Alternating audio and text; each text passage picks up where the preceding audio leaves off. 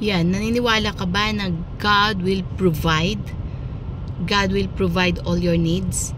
Yes, God will give you. Kasi ang lahat ng mga bagay na yan, yung mga nakikita nyo yan, bigay ng Panginoon yan eh. Before God created Adan, He created all the needs. Yung mga needs yan sa paligid, no? Before na kinreate niya si Adan, dahil alam niya na kailangan niya ito, alam niya ng food, kailangan niya ng lahat ng mga bagay. So, nilikha muna yan. Even us, as a mother, pagka nag-pregnant na ang isang nanay, nagbuntis na yan, syempre, bibili na yan ng mga gamit, mga baby's dress, mga needs ng baby, mga blanket, mga lahat ng pangangailangan niya na para pag sinilang ang sanggol, lahat ng mga needs ay nandoon na. So, ganun din ang ating Panginoon. God knows what you need. Maaring food, shelter, money, works, ibibigay niya yan. Just believe it. Just claim it. Di pa nakita, claim it and believe it. Kasi bibigay yan ng Panginoon. Not in your time, but in God's time. Sa panahon ng Panginoon. Hindi natin alam yung panahon ng Panginoon. Maaring mamaya, bukas, or later, bibigay niya. Or next year, ibibigay niya. At pangalawa, ikakabuti ba natin yung hinihingi natin? Ito ba ay talagang lalago tayo? Ito ba ay talagang mag-grow tayo, or ito ba ay talagang instant na kailangan natin? So, kung kailangan natin yan at talagang ikakabuti natin, ibibigay yan ng Panginoon.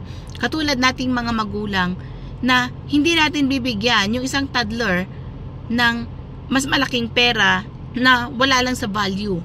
No, albay, alaga ko is only 3 years old, tapos hihingi siya ng, sabihin na natin, 1,000. Hindi natin siya bibigyan ng 1,000. Alam niya pera yon. Alam niya na wow. Yan, yung aking, yeah, yun yung toddler, no? Yung toddler na nandoon, no? Nagbababay siya sa akin. Okay, so, alam natin na yung bata is humingi siya ng pera. Alam niya ang pera yon. At kung ibinigay natin 1,000, tuwang-tuwa siya, pero hindi niya alam na ganun kalaki yung perang ibinigay natin sa kanya. Hindi niya alam na kung paano niya gastusin, hindi niya alam kung basta makabili lang siya ng bagay na gusto niya, isang lollipop, hindi niya na kunin yung sukli niya or what, diba? Parang wala lang. As long na nakuha niya yung bagay na gusto niya. So, ganun din sa Panginoon. Ano ba yung gusto natin? Na ikakabuti ba natin yon? Siyempre, ibibigay ni Lord kasi siya yung ating Diyos Ama. Alam niya yung maganda para sa atin. Alam niya yung future natin. So, kung ikakabuti natin, ibibigay po niya yan. At kung hindi man, ibibigay niya yung the best. Kasi God will answer only 3 things. Yes, no, or wait. But all these things is yes. He will say na, no anak, I will not give you. Kasi hindi mo kaya ito. Yun na naman, nagbababay.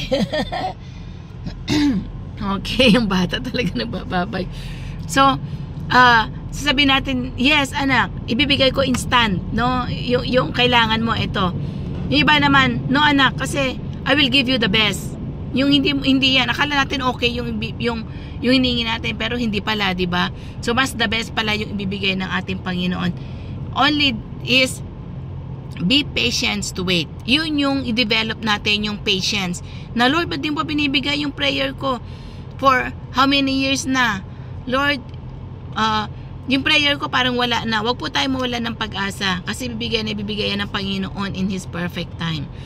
And of course, yung panalangin po natin, sinasabi ko nga na ito ay mabisa. Ito ay talagang perfect. Ito ay talagang maayos. No, just keep on praying. Pray without ceasing, sabi nga nila. And of course, magpasalamat tayo sa ating Panginoon. Sabi natin, Lord, salamat sa biyaya mo. Lord, salamat sa ganito. Hindi ko pa nakita. Lord, salamat, di ba? Magpasalamat na po tayo sa ating Panginoon kasi meron po siyang gagawin. Meron siyang ibibigay sa atin sa kanyang tamang panahon. So, yun lamang po yung aking ma-share. May the Lord God bless you all and muli, shalom, and bye for now.